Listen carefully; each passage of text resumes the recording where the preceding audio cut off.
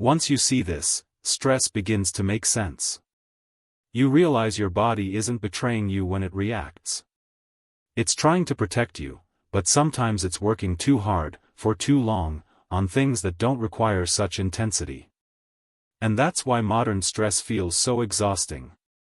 It's like a fire alarm that never stops ringing, even when there's no fire. Let me share a small story. A man named Ton used to wake every morning with his heart racing. Even before his day began, he felt behind, overwhelmed by the mountain of tasks waiting for him.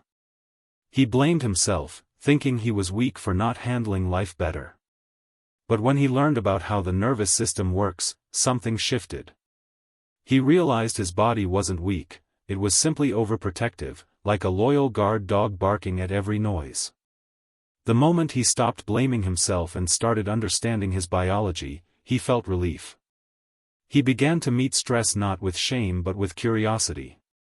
And that simple shift was the beginning of his healing. Maybe you've felt the same.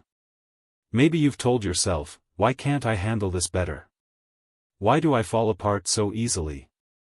But I want you to hear this clearly, you are not broken. You are human. Your stress response is ancient, natural, and deeply intelligent. The problem is not you. The problem is the world around you has sped up so much that your nervous system never gets a chance to rest. And that is where the ageless lesson lies. When we slow down intentionally, even for a few moments, we give our body the rest it's been craving all along. Here's something practical you can try. The next time stress grips you, instead of pushing it away, whisper to yourself, "Thank you, body, for trying to protect me."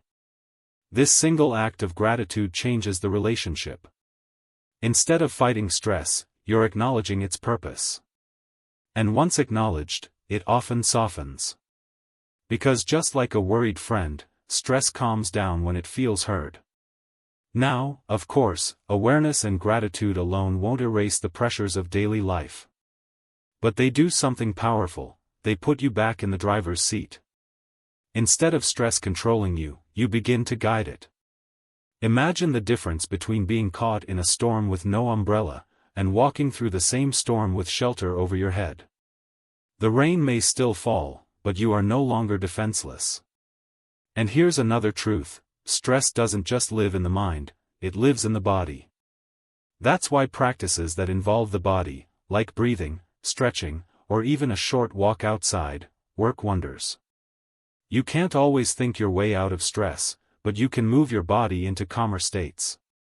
When you stretch your shoulders, when you stand tall and breathe deeply, you're sending signals to your nervous system, we are safe. It's okay to relax. Think of a child who wakes up crying from a nightmare. You wouldn't scold the child for being scared. You'd comfort them, hold them, whisper that everything is okay. That's exactly how you need to treat your stressed body, with comfort, not criticism. Because in the end, the grip of stress isn't loosened by more pressure. It's loosened by gentleness. So, as you reflect on your own life, consider this: every time you feel stress, it's not a failure.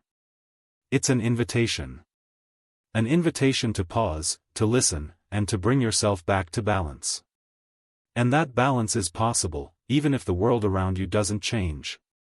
Because balance doesn't start outside, it starts inside.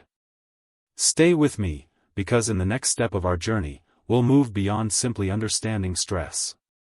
We'll step into the turning point, the practical tools and timeless lessons that transform stress from something that weighs you down into something that lifts you toward growth. And once you taste that shift, you'll never see stress the same way again.